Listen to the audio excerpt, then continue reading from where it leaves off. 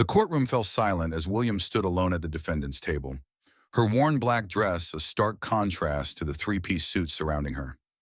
The opposing legal team, four attorneys from Morgan and Sterling, one of the city's most feared corporate law firms, sat smugly across the aisle, whispering and smirking. One of them, a young associate with slick-back hair, actually laughed out loud. The judge hadn't even entered yet, and Williams was already being treated like a punchline. Before we dive into how this poor widow shocked an entire courtroom and walked away with $5 million, I need you to do three things right now. First, type your country in the comments below. I want to see where my incredible viewers are watching from all over the world. Second, hit that subscribe button because you're about to witness one of the most satisfying courtroom victories ever recorded, and trust me, you don't want to miss future stories like this. Third, share this video with someone who needs to see that the underdog can win. Now let's get into this unbelievable true story. Williams wasn't supposed to be here. 6 months ago, she was living a quiet life in a small two-bedroom house on Maple Street. The same house where she'd raised 3 children. The same house where her husband Thomas had taken his last breath after a 2-year battle with cancer. The medical bills had drained everything. Their savings, their retirement, even the small inheritance Thomas's mother had left them. Williams had worked double shifts as a home health aide just to keep the lights on, just to put food on the table for her youngest daughter who was still in college. She never imagined she'd be standing in Superior Court, representing herself against a corporation worth $400 million. It started with a letter. Actually, it started before that. It started with a promise Thomas made her keep. 3 weeks before he died, his hands trembling and his voice barely above a whisper, Thomas had squeezed Williams' hand and made her swear something. He'd been reviewing their finances, trying to make sure everything was in order, when he discovered something that made his heart rate monitor spike. Their insurance company, Consolidated Health Partners, had been systematically denying claims for his cancer treatment that their policy explicitly covered, treatment that the doctors said had given him an extra 18 months of life. Thomas made Williams promise that she would fight them. Not for him, he knew he was dying, but for every other family they were doing this to, for every other person who trusted that their insurance would be there when they needed it most. Williams had promised. She'd held her husband's frail hand and promised through tears that she would make it right. The letter came 4 months after Thomas's funeral. It was from a law firm representing Consolidated Health Partners, and it accused Williams of insurance fraud. They claimed she had submitted false claims, forged documents, and attempted to defraud the company of over $200,000. They were suing her for the full amount, plus damages, plus legal fees. The total, $375,000. Williams read that letter 3 times, her hands shaking so badly she could barely hold the paper. Insurance fraud. They were accusing her, a woman who had worked honest jobs her entire life, who had never even gotten a parking ticket, of fraud. And she knew exactly why they were doing it. She'd been asking questions. She'd been requesting documentation. She'd been preparing to file a complaint with the state insurance commissioner. They were trying to scare her into silence. Williams couldn't afford an attorney. She'd called 6 different law firms, and the consultations all went the same way. They'd listen sympathetically, review her documents, and then deliver the bad news. Taking on Consolidated Health Partners would require hundreds of thousands of dollars in legal fees, expert witnesses, and discovery costs. It could take years, and even if she won, the firm would take 40% or more of any settlement. One attorney, a kind older man named Mr. Patterson, had been honest with her. "Mrs. Williams," he'd said gently, "I've been practicing law for 32 years. I've seen cases like yours before.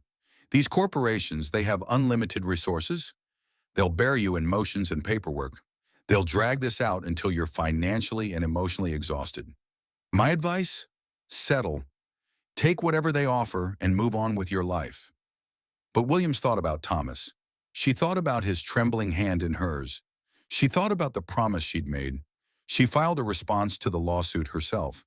She went to the law library and spent hours reading case law, studying civil procedure, learning legal terminology that made her head spin. The librarian, a woman named Joyce, took pity on her and started helping. showing her how to research, how to cite cases, how to format legal documents. Williams worked on her case every single night after her shifts at the care facility. She'd come home exhausted, her feet aching, her back sore, and she'd sit at her kitchen table with Thomas's medical records spread out in front of her, a legal pad covered in notes. Her laptop open to legal databases and court filing systems. Her daughter, Rebecca, had begged her to stop. "Mom, they're going to destroy you," Rebecca said one night, tears in her eyes. "Dad wouldn't want this. He wouldn't want you to lose everything." Williams had looked at her daughter with a quiet strength that surprised them both. "Your father made me promise, baby. And besides, if I don't fight this, who will? How many other families are they doing this to? How many other people are suffering because these companies think they can just do whatever they want?" The preliminary hearings had been humiliating.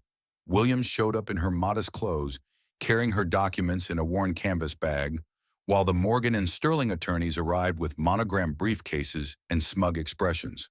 They filed motion after motion, trying to get the case dismissed, trying to overwhelm her with legal jargon and procedural technicalities. But Williams kept showing up. She kept filing responses. She kept fighting. The judge, the Honorable Margaret Chen, had watched all of this with an expression that was hard to read. Judge Chen was known for running an efficient courtroom and having little patience for theatrics. She was fair but tough, and she didn't suffer fools. At one hearing, the lead attorney for Consolidated Health Partners, a man named Dalton Pierce, had actually rolled his eyes when Williams began to speak. Judge Chen had noticed. Her voice had cut through the courtroom like a knife. "Mr. Pierce, is there something amusing about these proceedings?" Pierce had straightened immediately, his face flushing. "No, Your Honor, I apologize." Mrs. Williams is a pro se litigant, which means she's representing herself, which is her constitutional right. You will afford her the same respect you would afford any attorney in this courtroom. Am I clear? Crystal clear, Your Honor. That moment had given Williams a spark of hope. Maybe, just maybe, she had a chance. But that was weeks ago. Now, as she stood in the courtroom waiting for the trial to begin, that hope felt fragile. The Morgan and Sterling team had brought boxes of documents, 3 paralegals, and an air of absolute confidence. They'd even brought a jury consultant, someone who helped them select jurors most likely to side with the corporation. Williams had her canvas bag, her notes, and her truth. The bailiff called out, "All rise for the Honorable Judge Margaret Chen." Everyone stood. Judge Chen entered, her black robes flowing, her expression serious and focused. She took her seat at the bench and surveyed the courtroom. "Please be seated," she said. "We are here for the matter of Consolidated Health Partners versus Williams. Is the plaintiff ready?" Dalton Pierce stood, his movements smooth and practiced. "Ready, Your Honor. Is the defendant ready?" Williams stood, her voice steady despite her racing heart. "Ready, Your Honor." Judge Chen nodded. "Very well. Mr. Pierce, you may deliver your opening statement." Pierce strode to the center of the courtroom like he owned it. He was in his late 40s, tall with perfectly styled silver hair and a suit that probably cost more than Williams made in 3 months. He smiled at the jury, a calculated, trustworthy smile that had surely won over countless juries before. "Ladies and gentlemen of the jury," he began, his voice rich and authoritative, "this is a simple case about fraud. The defendant, Mrs. Williams, submitted insurance claims totaling over $200,000 for medical treatments that were either unnecessary, not covered under her policy, or in some cases, never actually performed. My client, Consolidated Health Partners, is one of the most respected insurance providers in this state. They serve over 2 million policyholders. They have a responsibility, a fiduciary duty, to protect the integrity of the insurance system. When individuals submit fraudulent claims, it drives up costs for everyone. Honest policyholders end up paying higher premiums because of people who try to game the system." Williams felt her face grow hot. She wanted to stand up, to object, to scream that it was a lie, but she'd studied enough to know she had to wait her turn. Pierce continued, pacing slowly in front of the jury box. "Now I understand that Mrs. Williams lost her husband. That's tragic, and you have my sincere condolences. But grief doesn't excuse fraud. The evidence will show that Mrs. Williams knowingly submitted false claims. We have documentation. We have expert witnesses. We have a clear pattern of deceptive behavior. At the end of this trial, we will ask you to find in favor of Consolidated Health Partners and award damages in the amount of $375,000. Thank you. He sat down, looking satisfied. A couple of the jurors were nodding slightly. Williams's heart sank. Judge Chen looked at Williams. Mrs. Williams, you may deliver your opening statement. Williams stood and walked to the center of the courtroom on shaky legs. She looked at the jury, 12 faces staring at her with varying degrees of interest, skepticism, and sympathy. She thought about all the nights at her kitchen table. She thought about Thomas. She thought about the promise. My name is Sarah Williams, she began, and her voice cracked slightly. She cleared her throat and started again, stronger this time. My name is Sarah Williams, and 6 months ago, I buried my husband of 32 years. Thomas was a good man. He worked as an electrician. He coached Little League Baseball. He volunteered at our church. And when he got sick, when the cancer spread and the treatments got harder and more expensive, he trusted that the insurance we'd been paying into for 15 years would be there for us. That's what insurance is supposed to be, right? A promise that when the worst happens, you'll be protected. She paused, looking each juror in the eye. Consolidated Health Partners broke that promise. They didn't just deny claims, they systematically denied every single expensive treatment Thomas needed. Chemotherapy that was explicitly covered in our policy? Denied. Radiation? Denied. Pain management? Denied. And when we questioned it, when we asked why, they gave us runarounds. They claimed paperwork was missing. They said treatments were experimental, even when they were FDA approved and recommended by his oncologist. Williams's voice grew stronger, more confident. Mr. Pierce just stood here and told you I committed fraud. He told you I submitted false claims. But here's what he didn't tell you. I didn't sue them first. They sued me. After my husband died, after I started asking for documentation about all those denied claims, after I started preparing to file complaints with the state insurance board, suddenly I'm the one being accused of fraud. Suddenly, this grieving widow who worked 2 jobs to pay for treatments that should have been covered is the criminal. One of the jurors, a middle-aged woman in the front row, leaned forward slightly, her expression shifting. Over the next few days, I'm going to show you the truth. I'm going to show you our insurance policy and prove that every single treatment I claim was covered. I'm going to show you the letters from Thomas's doctors explaining why each treatment was medically necessary. I'm going to show you the pattern of denials and how Consolidated Health Partners uses intimidation and legal threats to silence people who dare to question them. And I'm going to show you that this isn't about $375,000. This is about a company that values profits over human lives, and they thought they could bully me into silence because I'm just a poor widow who couldn't afford fancy lawyers. Williams looked directly at Dalton Pierce. They thought wrong. She walked back to her table and sat down. Her hands were trembling, but she'd done it. She'd delivered her opening statement, and judging by the expressions on some of the jurors' faces, at least a few of them were listening. Judge Chen called for a brief recess before testimony would begin. Williams stepped out into the hallway to catch her breath. Her daughter Rebecca was there, having taken the day off work to support her mother. She wrapped Williams in a tight hug. "Mom, you were amazing," Rebecca whispered. "Dad would be so proud." Williams closed her eyes, drawing strength from her daughter's embrace. When they pulled apart, Williams saw something that made her stomach drop. Dalton Pierce was in the hallway, surrounded by his legal team, and he was laughing. Actually laughing. One of the associates said something, and Pierce responded loud enough for Williams to hear. "This'll be over by tomorrow. She has no idea what she's doing." Rebecca squeezed her mother's hand. "Don't listen to them." "I'm not," Williams said quietly. But inside, doubt crept in. What if they were right? What if she was in over her head? The trial resumed. Consolidated Health Partners called their first witness, Dr. Marcus Hampton, a medical expert they were paying $15,000 to testify. Dr. Hampton had an impressive resume, and an even more impressive ability to make complicated medical information sound damning. Pierce led him through a series of questions about Thomas's cancer treatments, and Dr. Hampton explained, in careful, clinical language, that many of the treatments were aggressive, experimental, or not first-line therapies. He never explicitly said they were unnecessary, but he planted seeds of doubt. Maybe Thomas didn't really need that specific type of chemotherapy. Maybe there were cheaper alternatives. When it was Williams's turn to cross-examine, she stood with her notepad, her heart pounding. She'd watched enough legal dramas to know this was her chance, but knowing what to do and actually doing it were very different things.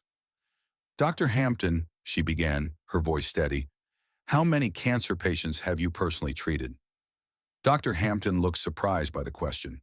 I'm not a practicing oncologist. I'm a consultant and researcher. So you haven't treated any cancer patients personally? Not in a clinical setting, no. But I've reviewed thousands of cases. Williams nodded slowly. You mentioned that some of Thomas's treatments were aggressive. Were they FDA approved? Yes, but were they recommended by his oncologist, Dr. Patricia Rivera, who had been treating him for 18 months? According to the records, yes, but Dr. Hampton, do you know what stage Thomas's cancer was when these treatments were prescribed? He hesitated. Stage 4. Stage 4, terminal. The cancer had spread to his liver and lungs. Is that correct? Yes. And in your expert opinion, for a stage 4 cancer patient, would aggressive treatment be unreasonable? Dr. Hampton shifted in his seat. It depends on various factors. But it wouldn't be fraudulent for a patient and his doctor to pursue aggressive treatment when facing a terminal diagnosis? No, I suppose not. Thank you, Dr. Hampton. No further questions. Williams sat down, her hands shaking. It wasn't Perry Mason, but she'd made her point. A couple of the jurors were looking at Dr. Hampton differently now. The trial continued for 3 days. Consolidated Health Partners presented a parade of witnesses, claims adjusters who testified about policy language and coverage limitations, accountants who calculated the money Williams supposedly owed, even a handwriting expert who was supposed to prove Williams had forged some signatures, though Williams quickly proved that the signatures in question were actually from Thomas himself, signed when he could still hold a pen. Each night, Williams went home exhausted, spreading documents across her kitchen table, preparing for the next day. Rebecca brought her dinner and helped organize exhibits. Joyce from the law library stopped by with case law references that might help. On day 4, it was Williams's turn to present her case. Her first witness was Dr. Patricia Rivera, Thomas's oncologist. Dr. Rivera was a small woman with kind eyes and 23 years of experience in oncology. Unlike Dr. Hampton, she'd actually known Thomas. She'd held his hand during difficult conversations. She'd celebrated with him when scans showed the treatments were working. Williams asked her questions from a carefully prepared list. Dr. Rivera, when you prescribed the chemotherapy regimen for Thomas, was it medically necessary? Absolutely, Dr. Rivera said firmly. Thomas had an aggressive form of cancer. Without that specific combination of chemotherapies, he would have had perhaps 3 to 6 months. With treatment, we gave him nearly 2 years. 2 years to see his daughter graduate college.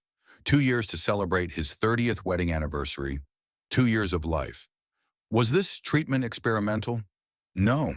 It was evidence-based, FDA-approved, and considered standard of care for his type and stage of cancer. Did you ever recommend any treatment that was unnecessary or fraudulent? Dr. Rivera's expression hardened. Never. Every single treatment I prescribed was with one goal: to extend Thomas's life and maintain his quality of life for as long as possible. The suggestion that any of it was fraudulent is insulting to me as a physician and devastating to think about for families like the Williams family who trusted the insurance system. When Dalton Pierce cross-examined Dr. Rivera, he tried to poke holes in her testimony, suggesting she had financial incentives to prescribe expensive treatments. Dr. Rivera shut him down quickly. Mr. Pierce, I'm a salaried employee of Regional Medical Center. I don't get bonuses for prescribing expensive treatments. I get satisfaction from keeping my patients alive as long as possible. If you're suggesting I'd compromise my medical ethics for profit, you're looking in the wrong direction. The jury sat up straighter. One juror, an older man in the back row, was nodding. Williams called other witnesses. Joyce from the library, who testified about helping Williams research her case and could verify that Williams had spent hundreds of hours trying to understand her insurance policy. A medical billing specialist who explained how insurance companies sometimes use confusing language to deny legitimate claims. Thomas's former co-worker, who testified that Thomas had always been honest and hardworking, that the idea of him committing insurance fraud was laughable. But the most powerful moment came when Williams called herself to the stand. She debated this decision for weeks. Defendants don't have to testify, and it's always a risk. But Williams knew that if she wanted the jury to understand what really happened, they needed to hear it from her. She swore to tell the truth and took her seat in the witness box. The courtroom felt different from this angle. She could see every face in the jury box clearly. She could see Judge Chen's watchful expression. She could see Dalton Pierce preparing to tear her apart. Williams had prepared a series of questions to ask herself. A technique she'd learned was allowed for pro-SE litigants. But when it came time to speak, she put down her notes and just told her story. "I met Thomas when I was 19 years old," she began, her voice soft but clear. "He came to fix the wiring in my mother's house, and he was so patient, explaining everything he was doing, making sure my mom understood how to use the new switches safely. I knew right then he was a good man. We got married a year later, and we built a life together. Nothing fancy, nothing extravagant, just a good, honest life." She paused, gathering herself. "When Thomas got sick, I was terrified. But we had insurance. We'd paid our premiums every single month for 15 years. We thought we were protected. The first time a claim was denied, we thought it was a mistake. The second time, we called the insurance company, and they said they needed more documentation. The third time, the fourth time, the 10th time, we started to realize this wasn't about documentation. This was about them not wanting to pay." William's voice grew stronger, more passionate. "I watched my husband suffer not just from cancer, but from the stress of fighting the insurance company. He'd be on the phone for hours, getting transferred from department to department, explaining his situation over and over to people who didn't care. And all the while he was dying. Every day he was getting weaker, and instead of focusing on spending time with him, I was fighting to get treatments covered that were supposed to be covered." Tears welled in her eyes, but she didn't wipe them away. Let the jury see her pain. Let them see the real cost of what Consolidated Health Partners had done. "After Thomas died, I found all his records. He'd kept everything. Every denial letter, every phone call log, every piece of correspondence. And I saw the pattern. I saw how they denied claims that were explicitly listed as covered in our policy. I saw how they'd claimed treatments were experimental when they were FDA approved. I saw how they delayed and deflected and denied until patients just gave up or died." Williams looked directly at the jury. "I started asking questions. I requested copies of every claim, every denial, every policy document, and that's when they sued me. That's when this widow who just lost her husband, who was barely keeping her head above water financially, suddenly became a fraudster in their eyes. They thought they could scare me. They thought they could bully me into silence. They thought I'd just go away." She paused and her voice dropped to almost a whisper. "But I made my husband a promise, and I don't break my promises." The courtroom was absolutely silent. Williams could see several jurors wiping at their eyes. Judge Chen called for a brief recess. When they returned, it was Dalton Pierce's turn to cross-examine Williams. He approached her with a calculated expression, sympathetic but skeptical. "Mrs. Williams, I'm sorry for your loss. I truly am," he began, though his tone suggested otherwise. "But grief doesn't change the facts. You submitted over $200,000 in claims. Can you explain why so many were for treatments not typically covered?" Williams looked at him calmly. "Mr. Pierce, can you show me in our policy where any of Thomas's treatments weren't covered?" He blinked, caught off guard. "Mrs. Williams, that's not how cross-examination works. I ask the questions." "Your Honor," Williams said, looking at Judge Chen, "Mr. Pierce's entire case is based on the claim that I submitted fraudulent claims for uncovered treatments. I'm asking him to show the jury exactly which treatments weren't covered And where in our policy it says that? Judge Chen's expression was unreadable. Mr. Pierce, can you direct the witness to the specific policy exclusions? Pierce's jaw tightened. Your Honor, we've submitted expert testimony about coverage standards. That's not what I asked. Mrs. Williams has a right to confront the evidence against her. If you're claiming the treatments weren't covered, show her where in her policy it says that. Pierce shuffled through his papers. The seconds stretched into uncomfortable minutes. Finally, he said, the policy language is complex and requires interpretation. So you can't show me, Williams said quietly, because it doesn't exist. Every single treatment Thomas received was covered. You just didn't want to pay.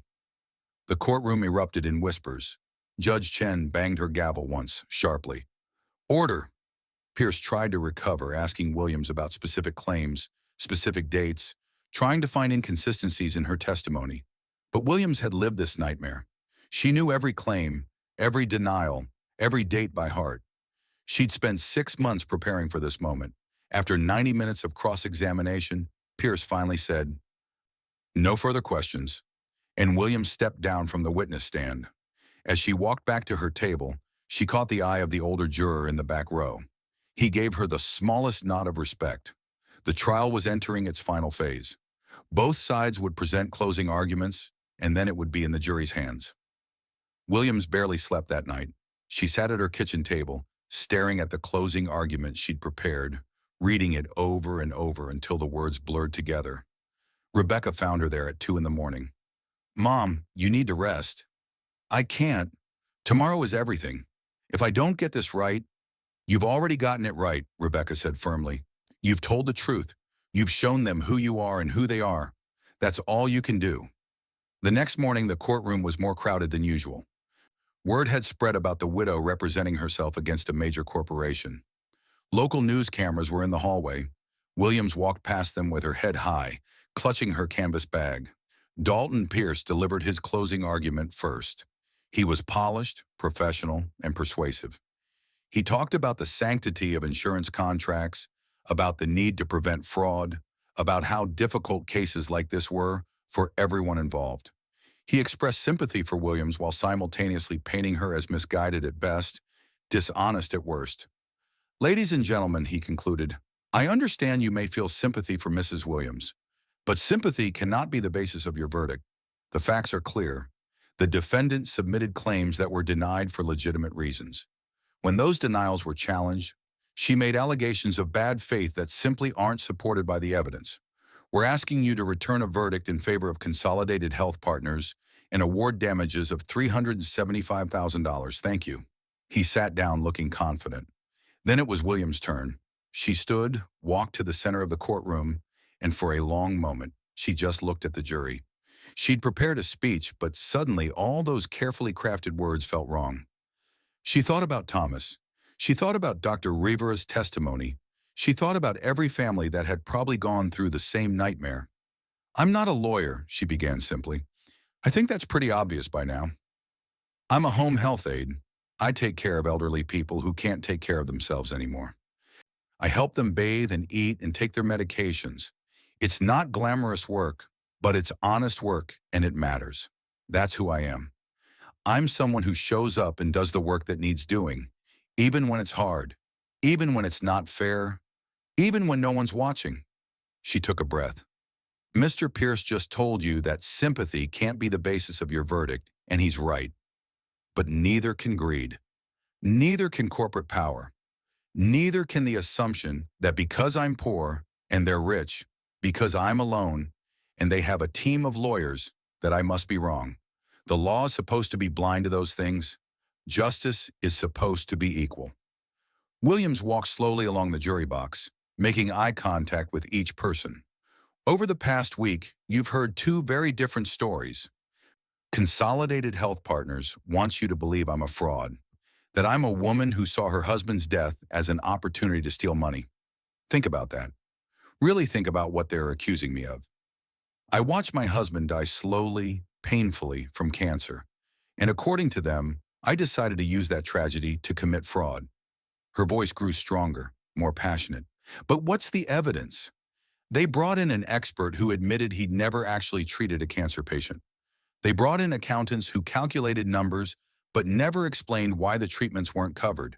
They showed you policy language that was so confusing, even they couldn't explain it clearly. And when I asked Mr. Pierce to show you, right there in our insurance policy, where it said Thomas's treatments weren't covered, he couldn't do it. Because it doesn't exist. Williams paused, letting that sink in. Here's what we showed you. We showed you the actual policy that Thomas and I paid into for 15 years. We showed you that every single treatment was listed as covered. We showed you testimony from his actual doctor, the woman who treated him, who held his hand, who fought to keep him alive, and she told you every treatment was medically necessary. We showed you the pattern of denials, the runaround, the intimidation. She looked at each juror again. But most importantly, we showed you why they sued me. Not because I committed fraud, but because I started asking questions, because I wasn't going to just accept their denials and disappear quietly, because I made a promise to my dying husband that I would fight for what was right. William's voice softened. Thomas and I weren't rich. We didn't have fancy lawyers or political connections. We were just regular people who thought that when we needed our insurance, it would be there. That's what insurance is supposed to be. A promise that when the worst happens, you're protected. Consolidated Health Partners broke that promise. And when I dared to call them on it, they tried to destroy me. She stood in the center of the courtroom, and her next words were barely above a whisper, but in the silence, everyone heard them clearly. I'm not asking you to feel sorry for me. I'm asking you to look at the evidence and decide what's true. Did I commit fraud? Or did a corporation worth $400 million try to bully a widow into silence because she dared to stand up for what was right? Williams walked back to her table. Thomas made me promise I would fight, not for money, not for revenge, but so that no other family would go through what we went through. That's why I'm here. That's why I spent 6 months learning to be my own lawyer. That's why I stood in this courtroom and faced down attorneys who make in a week what I make in a year. Because some promises are worth keeping, no matter how hard they are. She sat down, her hands trembling. The courtroom was silent. Judge Chen cleared her throat. Thank you, Mrs. Williams. Ladies and gentlemen of the jury, you'll now deliberate and reach a verdict. The jury filed out. Williams sat at her table, suddenly exhausted. Rebecca came and sat beside her, gripping her hand. The waiting was agony. 1 hour passed, then 2, then 3. Williams knew from her research that long deliberations could go either way. Maybe they were carefully reviewing the evidence. Maybe they were deadlocked. Maybe they thought she was guilty and were just trying to be thorough. After 4 hours, the bailiff entered the courtroom.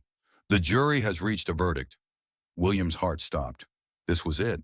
Everything came down to this moment. Everyone filed back into the courtroom.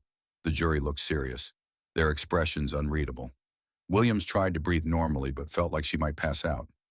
Judge Chen addressed the jury foreman, a middle-aged black man who'd been taking careful notes throughout the trial. Has the jury reached a verdict? We have, Your Honor. What say you? The foreman stood holding a piece of paper. In the matter of Consolidated Health Partners versus Sarah Williams, we find in favor of the defendant, Sarah Williams. The courtroom erupted. Williams felt Rebecca grab her in a fierce hug. She heard gasps and whispers, and someone actually applauding before Judge Chen's gavel came down. Order! Order in this courtroom! But the foreman wasn't finished. Furthermore, Your Honor, the jury has deliberated on the matter of the defendant's counterclaim for bad faith denial of insurance claims, emotional distress, and punitive damages. Williams froze. She had filed a counterclaim. It was a Hail Mary, something she'd included because her research suggested it was possible, but she'd never actually believed. We find in favor of Sarah Williams and award compensatory damages in the amount of $1,200,000 for bad faith denial of insurance claims in emotional distress. The courtroom exploded again. Williams couldn't breathe. $1 million? That was more than she'd ever... And, the foreman continued, raising his voice over the noise, we award punitive damages in the amount of $3,800,000 for a total award of $5 million. The noise was deafening. Williams couldn't hear Judge Chen's gavel anymore. She couldn't hear anything except the rushing in her ears. $5 million. The jury hadn't just found in her favor, they'd punished Consolidated Health Partners for what they'd done. She looked at the jury box and saw several jurors smiling at her. The older man in the back row was wiping tears from his eyes. The woman in the front row, who'd leaned forward during Williams' opening statement, was nodding. Judge Chen finally restored order and formally accepted the verdict. She looked at Williams with an expression that might have been respect. Mrs. Williams, the jury has spoken. Judgment is entered in your favor in the amount of $5 million.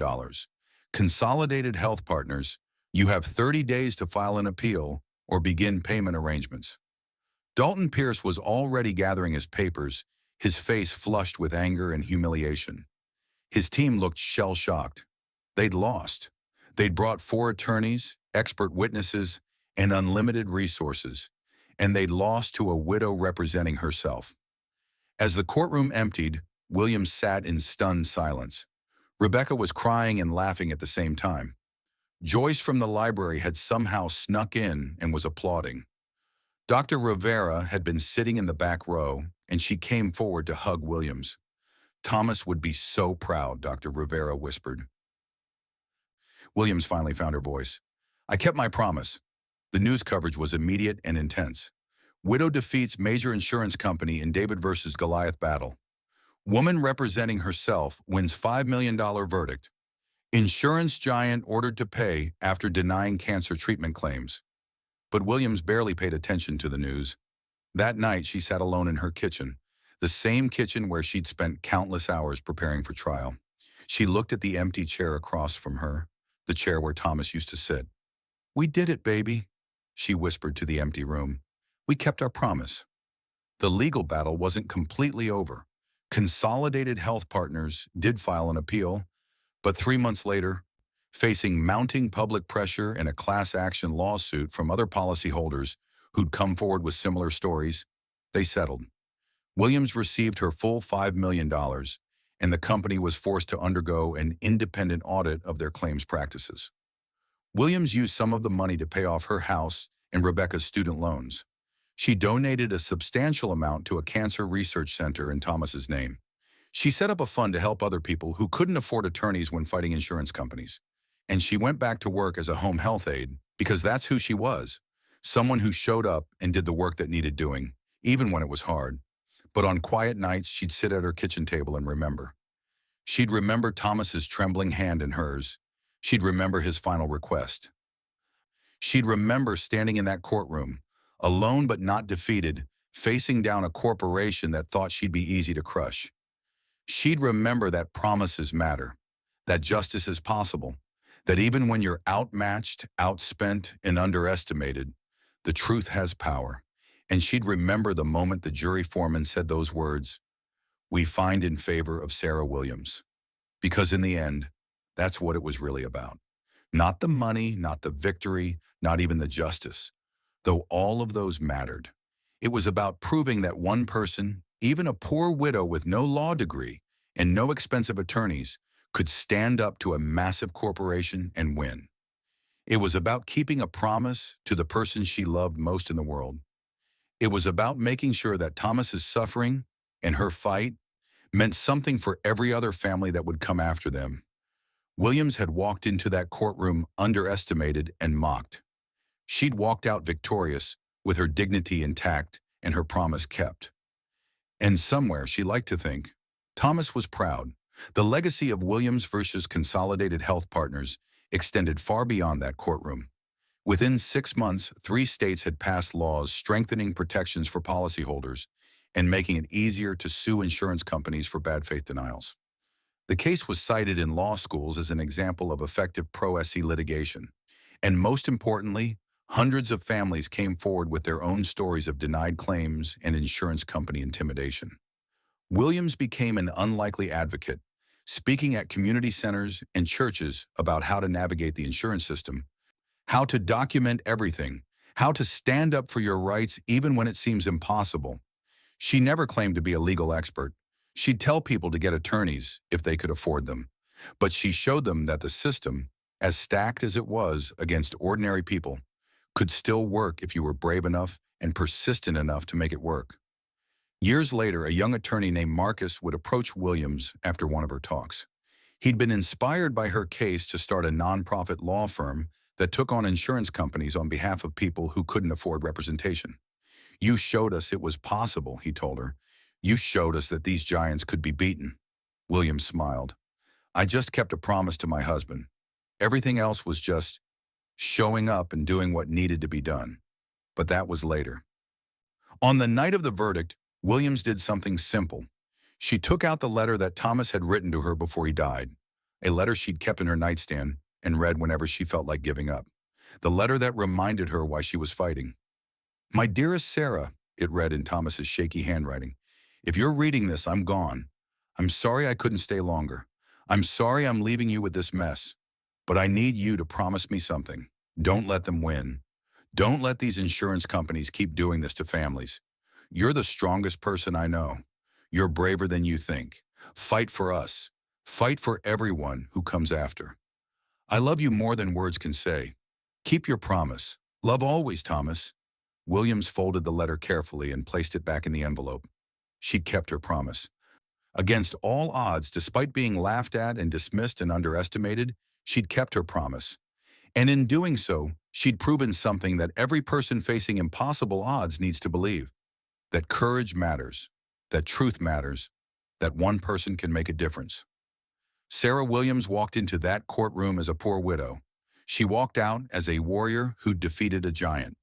But more than that, she walked out as living proof that the system, broken as it sometimes seemed, could still deliver justice when someone was brave enough to demand it. $5 million was the verdict, but the real victory was so much more than money. It was dignity. It was justice. It was a promise kept. And it was a message sent to every corporation that thought they could bully and intimidate their way out of doing what was right. Some people won't back down. Some people will fight. And sometimes, against all odds, those people win. So if you're watching this and you're facing your own impossible battle, remember Sarah Williams. Remember that she went into that courtroom with nothing but her truth, her courage, and a promise to keep. And she won. Not because she was a legal genius or because she had unlimited resources, but because she refused to give up. Because she showed up every single day and did the work that needed doing. Because when everyone told her to settle, to accept defeat, to just move on with her life, she remembered Thomas's trembling hand in hers and said, "No, I made a promise." That's the power of keeping your word. That's the power of standing up for what's right. That's the power of refusing to let the powerful crush the powerless. Sarah Williams proved that David can still beat Goliath, that the underdog can still win, that justice, real justice, is still possible if you're willing to fight for it. And that's a story worth sharing. That's a story that gives hope to everyone who feels small and powerless and alone. Because you're not alone, and you're not powerless. And if a widow with no law degree can take on a $400 million corporation and win $5 million, then maybe, just maybe, you can face down your own giants too. All it takes is courage, truth, and a promise worth keeping. Now I need you to do something for me. If this story inspired you, if it gave you hope, if it reminded you that justice is still possible, I want you to share this video right now. Send it to someone who needs to hear it. Send it to someone who's facing their own impossible battle. Let them know that they're not alone and that victory is possible. And while you're doing that, drop a comment telling me what country you're watching from. I want to see how far this message of hope and justice spreads around the world. And if you haven't subscribed yet, hit that button, because I've got more stories like this that will restore your faith in the power of ordinary people doing extraordinary things. This is the kind of content that changes lives, and I don't want you to miss a single story. Share it, comment your country, subscribe, and let's build a community of people who believe that justice still matters and that the underdog can still win.